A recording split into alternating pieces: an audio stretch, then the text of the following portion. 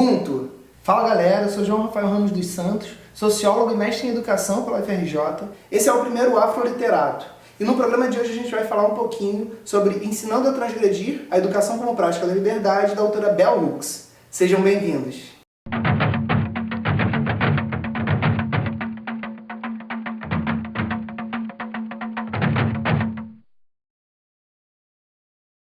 Ela nasceu como Gloria Jean Watkins em 1952, numa cidadezinha chamada Hopkinsville, em Kentucky, no sul dos Estados Unidos, e adotou o nome de Bell Hooks em homenagem à sua avó, Bell Blair Hooks. Foi uma forma de trazer a ancestralidade presente na experiência feminina negra dela. Ela é filósofa, professora universitária, escritora, doutora pela Universidade da Califórnia e autora de mais de 30 livros. Os temas que ela aborda são classe, raça, gênero, educação, como o livro que a gente vai falar aqui hoje. A Bell Hooks possui uma crítica muito contundente contra os sistemas de opressão e dominação, como o racismo, o machismo e até o feminismo branco, mas isso é tema para outros vídeos falados por mulheres. A educação como prática da liberdade é algo que vai permear todo o livro da Bell Hooks.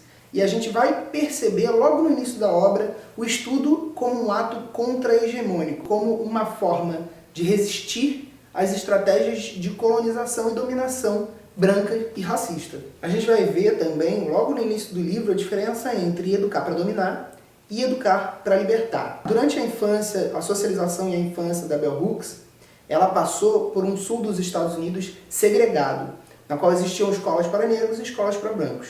Quando ela começa a escolaridade dela, ela percebe a sala de aula, como um lugar para descoberta, um lugar de libertação. Os professores das salas de aulas segregadas conheciam gerações da família da Bell Hooks. Haviam dado aulas para a mãe, para as tias dela, e chegaram a dar aulas para ela. Isso fazia então com que a experiência na sala de aula para Bell Hooks fosse algo para libertar. Os professores traziam a importância do estudo como uma forma de melhorar a própria população negra no sul dos Estados Unidos segregado. Enquanto, no final da segregação, em que as escolas passaram a ser mistas, a Bell Hooks vai perceber na sala de aula um lugar que deixa de ser prazeroso. A sala de aula ela passa a demonstrar um lugar de dominação, de obediência. Os professores brancos que ela vai ter nas escolas segregadas vão trazer umas lições que são estereotipadas, lições que são racistas, como forma de reforçar o estereótipo e manter a população negra no seu lugar. Essa diferença entre a educação como prática da liberdade e a educação para a dominação vão ser muito importantes para a gente compreender a obra da Bell Hooks. Quando ela entra na faculdade, ela percebe a universidade em si como um lugar de reforço aos estereótipos, como um lugar de reforço à autoridade e à necessidade da obediência da população negra. Ela percebe a sala de aula como um lugar do exercício injusto das estratégias de dominação, na qual os professores das universidades simplesmente ignoravam as tentativas de aprendizagem da população negra e reforçavam determinados estereótipos, campos de estudo, por exemplo, e isso vai marcar muito a passagem dela pela universidade. Enquanto que na pós-graduação, ela vai constatar uma sala de aula entediante, na qual o local ele não vai representar a história dela, não vai permitir com que ela fale sobre as questões dela enquanto mulher negra. Então ela vai perceber uma necessidade muito grande de se tornar, já na pós-graduação, uma pensadora independente. Uma dessas características de se tornar uma pensadora independente que a gente vai perceber é, por exemplo, quando ela adota o nome da avó e a escrita passa a ser a Bell Hooks com letras minúsculas. Ela tomou essa decisão por uma motivação política, para darem mais ênfase ao seu trabalho do que ao seu nome, para valorizarem mais as suas ideias do que a sua personalidade. Uma das coisas mais interessantes da gente observar no Educar para Transgredir é a relação direta da Bell Hooks com o pensador brasileiro Paulo Freire, odiado à beça hoje em dia. O Paulo Freire é quem vai... A leitura de Paulo Freire é que vai potencializar a busca da Bell Hooks por uma educação como prática da liberdade, mas mais do que isso. Os escritos do Paulo Freire vão propiciar para Bell Hooks uma compreensão muito maior da educação que ela tinha na infância, nas escolas ainda segregadas. Quando Paulo Freire fala da educação para a autonomia, da educação como uma prática da liberdade, a Bell Hooks vai olhar a trajetória dela e vai perceber nas escolas segregadas e com os professores negros essa potência que tem uma educação antirracista, por exemplo. É nessa obra também que a Bell Hooks vai apresentar as possibilidades críticas que permeiam uma sala de aula feminista. É a partir dos estudos feministas, por exemplo, que a Bell Hooks vai começar a criticar esses estudos. Né? Ela vai fazer uma crítica ao feminismo enquanto uma categoria de discurso feita e ouvida só por homens e mulheres brancas. Daí a importância de se falar sobre a experiência diaspórica, da experiência ancestral feminina negra também. Isso é uma questão muito importante e que a gente não pode perder de vista. Enquanto homem, eu não tenho lugar de fala para falar dessas coisas especificamente. Vou deixar que esse vídeo seja abordado por mulheres negras, de preferência. Então, ao longo da trajetória da Bell Hooks, né, a gente começou falando da primeira escolaridade dela, depois da universidade, na pós-graduação. Então, chegou o momento em que a Bell Hooks vai começar a dar aulas na graduação.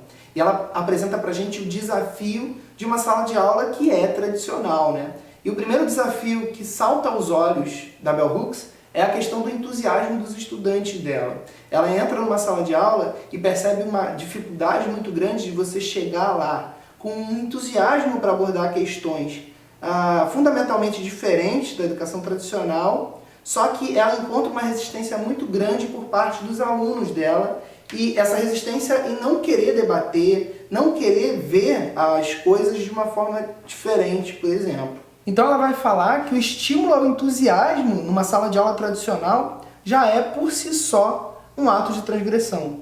Então, segundo a Bell Hooks, quais são as estratégias pedagógicas que uma sala de aula transgressora pode ter? E aí a gente vai elencar alguns pontos, né? A primeira é valorizar e conhecer cada um dos estudantes. Isso é muito importante para criar uma sala de aula que seja segura, né? E aí a segunda questão é justamente essa. O protagonismo ele tem que passar pela vida dos estudantes. Qualquer lembrança de Paulo Freire não é uma mera coincidência, né? As histórias de vida, as relações dos estudantes, o que eles querem, tudo isso passa a ser muito importante para a gente criar uma sala de aula em que o estudante seja seguro e, muito mais do que isso, seja estimulado a falar, né? E aí ela vai trazer essa importância da gente pensar o entusiasmo dentro de sala de aula como algo muito mais coletivo do que individual. Então não é só o esforço do professor que vai depender do entusiasmo de sala de aula, mas esse é um esforço coletivo também.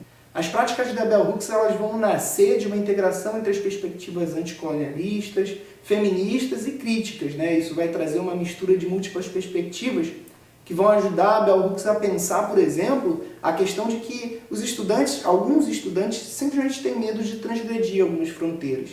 Então, se a gente criar um espaço que seja seguro dentro de sala de aula, essa transgressão ela vai se tornar natural. E a gente vai criar um ambiente que seja muito mais entusiasmado.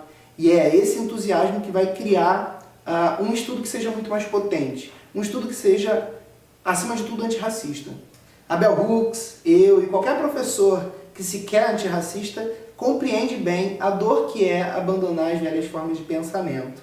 Então, uma coisa que é muito clara para ela, e ela vai abordar com muita contundência, né? É pensar que se a gente quer criar uma sala de aula que seja plural, a gente precisa estimular e compreender essa dor de abandonar as velhas formas de pensamento.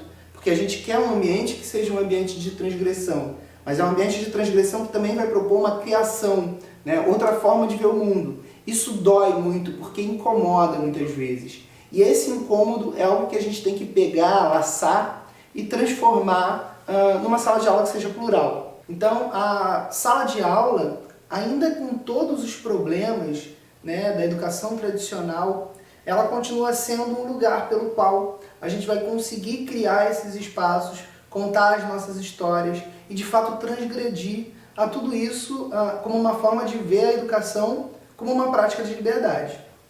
O Afroliterato ele é um programa que vai surgir com a ideia de levar o pensamento crítico através da leitura de pensadores negros. Então, se vocês tiverem ideia de algum pensador negro, algum livro que eu possa abordar, é só vocês colocarem aqui nos comentários que a gente vai tentar responder todo mundo e trazer sempre uma nova perspectiva para a gente descolonizar. Não se esqueçam de curtir, compartilhar e ativar o sininho das notificações. Ubuntu!